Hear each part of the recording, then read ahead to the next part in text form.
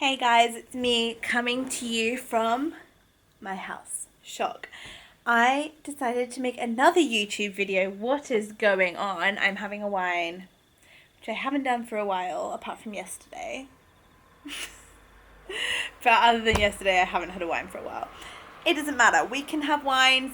We can look after ourselves, chill at home, have fun, whatever. So today I decided to do a Q&A. I asked this morning. Oh God, look at my hair. I'm not even gonna worry. It's fine. We're all in the same position. Am I right?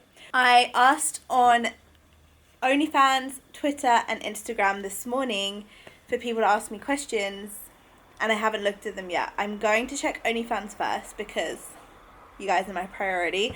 Link in the bio, link in the description. So let's see what people have asked me. As I said, I haven't seen these questions yet, so you're getting my first reaction. Okay, first question is, how was your childhood/teenage years?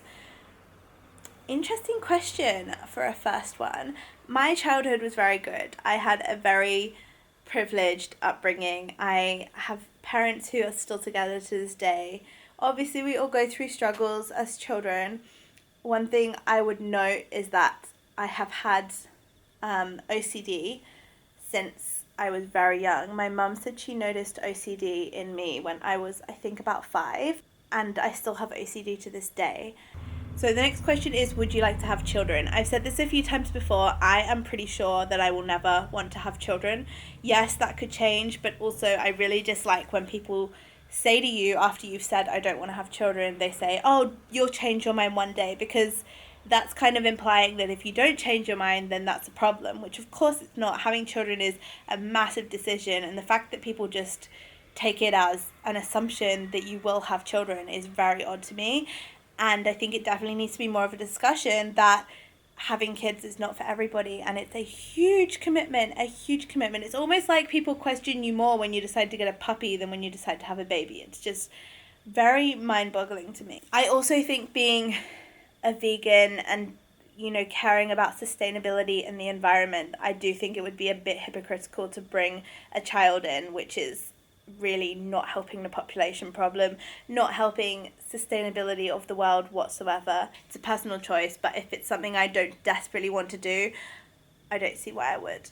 I'll answer this question because I get asked this a lot, and that's, why don't you do porn? I think people don't kind of see it because what I do is in the sex industry in general. But the way I see it is, you asking me why I don't do porn is the same as asking an accountant why they don't do porn, or a bartender why they don't do porn. It's not my job. It's not part of my job. It's not something I want to do. If I wanted to do porn, I would do porn. The reason I don't do porn is because I don't want to do it, which I assume is the same reason an accountant or a bartender doesn't do porn. It doesn't make a difference just because I show my body now. Showing parts of my body is very different to having sex on camera and getting paid for it. That is not what I want to do. Simple answer. Next, I'll move on to Twitter. If you don't follow me on Twitter, my name is Ruby Booby May on there. So the first question off Twitter I have is, if you could live anywhere else other than Australia, where would you live? So I don't think I would ever move back to England, mostly because this is something that Laura Lux has said in the past, and I fully agree with. She moved from Australia to America, and people always ask her whether she'd move back to Australia, and she's always said the reason she wouldn't is because it would feel like taking a step backwards. And I completely see that. Even if there were opportunities in England, I still feel like that part of my life is in the past, and I don't see it as a part of my future. I do feel like it would somewhat be going backwards. However, if I was to live somewhere else, obviously the logical step for someone in my industry would be to move to LA. And one of my best friends, Emma, if you're watching, hi, is probably going to eventually move to LA, and Pico and Harry are in a relationship, our dogs. So how are they going to cope without each other unless I move to LA? I mean, it's a thought. It's not anything that I'm seriously thinking about yet, but if I was to move somewhere else, if I was to move to another country, I reckon it would be America. Next question, how old was I when I started OnlyFans? I only started OnlyFans in September. So I was 23, which is what I am now. I started my private Snapchat on Fan Centro, which I used to use, I think, when I was 21. So a few years ago. I've been doing the online thing for a few years now. But I have been in this entire industry, including topless waitressing and stuff in general, I started it when I was 19, so around 4 years.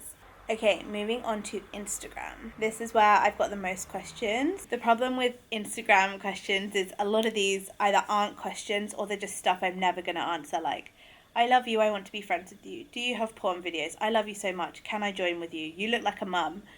You are very beautiful and hot. These were all in a row. Like, it's hard to actually scroll through and find the legit questions. Okay, question from Instagram. Have you attended any college or university? I have not completed any degrees. I did go to university at University of Sydney for around 4 weeks. 2 weeks of that was O week, like freshers. And then I dropped out before any payment had to be made. So I have not paid anything for university or college, no, because I realised after being there for 2 weeks that it was not for me. I didn't want to study what I was studying, and now I do this for a living.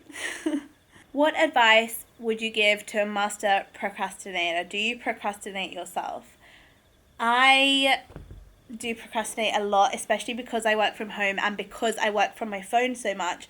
There are so many distractions. I would say if I am trying to not procrastinate and it's like I'm trying to clean or get something done in the house that isn't anything to do with my phone, I will put my phone for an hour timer. I don't do this as often as I should, but I'll put my phone on an hour timer, put it down, not look at it, and get the thing done that I'm trying to do, because otherwise I just can't get stuff done. It's so easy these days to just sit and scroll and watch videos, and it's a very bad habit of mine. But yes, that's probably the one piece of advice I would give. I'm finding it really hard to find legit questions on here, and you can tell that people being inside has really ramped up the horniness. I'll answer 2 more questions. So the next one is, as a vegan, do you make sure there is no leather, wool, feathers, etc. in your clothing? Yes, I do. I'm very careful of those kind of things. If I had something that was like a wool jumper when I first went vegan or vegetarian, I would have kept it until I decided to get rid of it. I don't see the point in just chucking things out, but I would not buy anything new that was leather. And it's good because it saves me money. I don't get tempted to buy like designer handbags and stuff because the majority of them are made of leather, so that saves me money as well. Interesting last question to finish on. What or who made you want to show your body?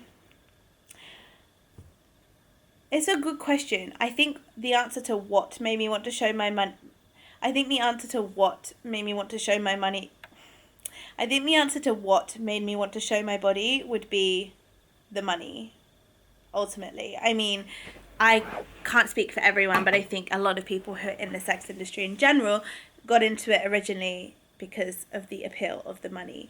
So that would be what made me want to show it. What made me want to keep showing it afterwards would be, again, I guess, the appeal of the money, but it does make you feel empowered. I don't topless waitress much anymore, but one thing I can tell you from those days where I was doing it a lot is there's not many things that compare to walking into a room of about 20 guys who are drunk and loud, and you walk in there half or fully naked and say hi, and they are just silent, and you just feel like you just have control over a whole room of men you've never met.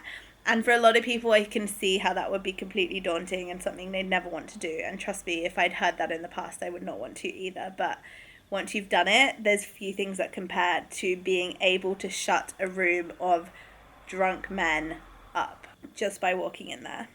And it's a very powerful feeling, and I love it.